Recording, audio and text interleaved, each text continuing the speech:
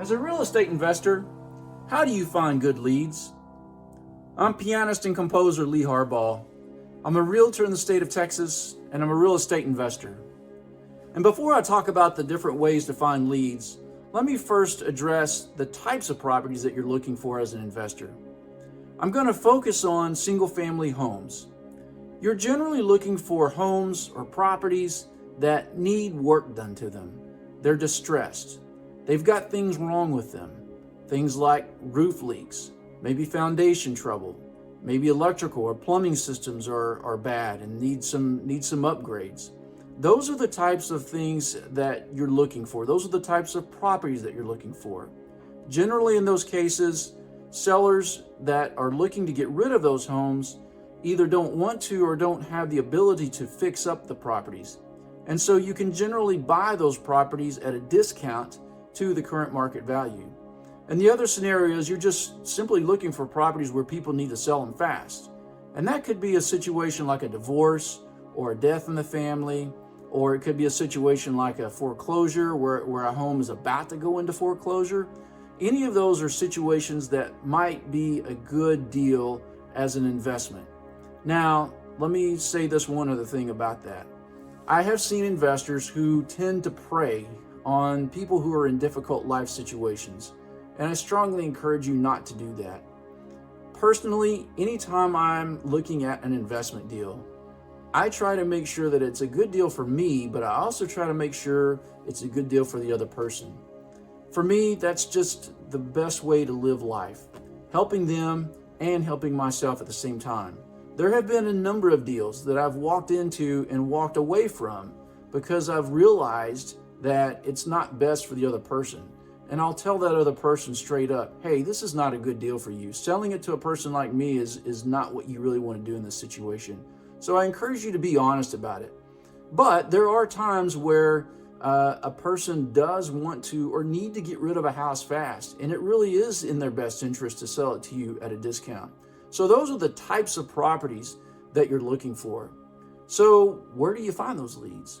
Well, the first place and the best place, I think, is simply people that you already know. Talk to your neighbors, talk to your relatives, your friends, people you go to church with. If you're in the Kiwanis Club or Rotary Club, talk to your fellow club members. Talk to people that you volunteer with. Maybe you're on the PTA or maybe you coach soccer.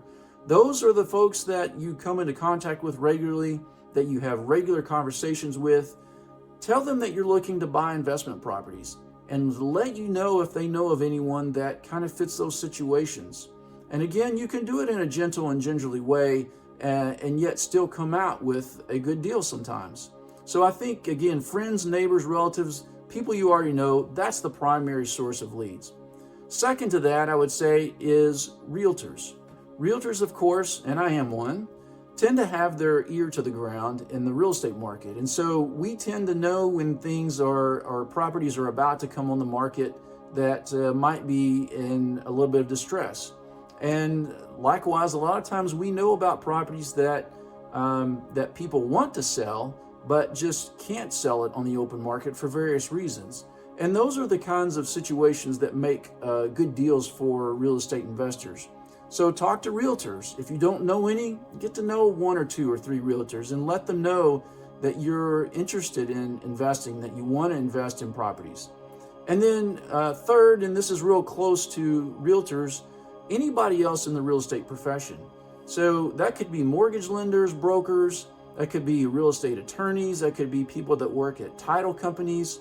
Anybody that deals in the real estate industry is a good source because, again, they're going to have their ear to the ground, and there's a good chance that they're going to occasionally run across one of these properties that makes for a good real estate investment.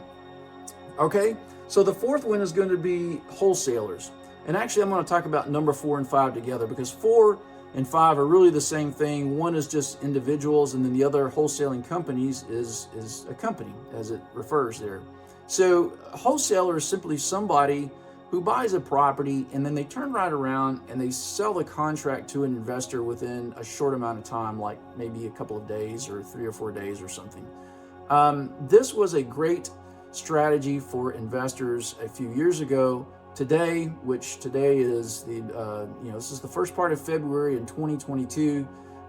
This is not a great strategy today in today's hot real estate market, at least where I'm at in the Dallas area, but it can still land you a good deal every now and then.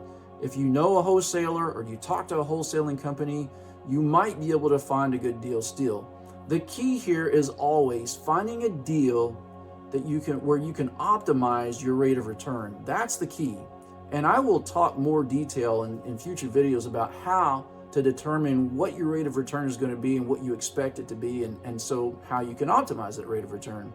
All right, so we've got neighbors, friends, relatives, we have realtors, we have anybody else in the real estate profession, we have wholesalers. These are great folks to talk with for leads. For sale by owner. You know, if you're driving down the street and you see a for sale by owner sign, stop, pick up the phone, call the person, or better yet, just go knock on the door and ask them, what they want for the house, and try to find out a little bit about their story. I will say this: if you are a cash buyer, and as an investor, there's a good chance you're going to be a cash buyer. If you're a cash buyer, you have a lot of leverage over people who have to get a loan, because you can close the deal much, much faster than people who have to go through a lender to get a loan. So again, if you're talking with an owner, a for sale by owner situation, let them know you're a cash buyer. They may be asking a price for a house, and they may be assuming they're going to have to wait 30 or 40 days to close it because they're going to have somebody come in with a lender. And you can say, you know what, I'll give you $15,000 less, but I'll give it to you in cash and we can close in 3 or 4 days. So, those are great opportunities for you. So just keep your eyes out for the for sale by owner situation. Direct marketing. This again is kind of a strategy that's not real great, but it does work sometimes. You can still mail out flyers and postcards to people. You can go put flyers on people's doors, and every now and then you will get a call that results in a valid, solid lead for you. Then you also have other professionals like family law attorneys, people that work in assisted living or nursing homes. Again, these are situations where people, because of their business or because of their occupation, they have knowledge of situations where somebody may be going through a divorce, or somebody may need to sell a house because the family's had to move the owner into a nursing facility, and now they've got to sell the house quickly, to cover expenses or whatever. So again, if you can talk with people in those businesses, those are possible leads for you as well. Then there's also roadway signs. Now, I don't recommend this so much anymore, especially today, because it seems like everywhere there's these roadway signs that say, I buy houses for cash. Still, they may work for you, so you can try that depending on where you are. Again, I'm in the Dallas area. I see these signs every day on almost every street corner. They're ubiquitous. But where you are, perhaps it's still a valid way to communicate your desire for purchasing investment properties. Finally, there are cold calls that you can make.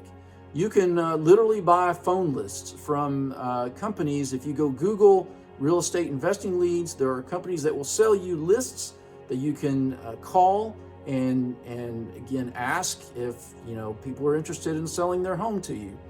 I will say in those situations, you have to be careful because number one, there is the do not call list, and if you own your business, if you actually have a business that you're running like an LLC, and you're using that as your real estate investment business, you could get fined or in trouble for making phone calls to those that are on do not call list. So you just have to be careful about doing the cold calling thing, but it can still work.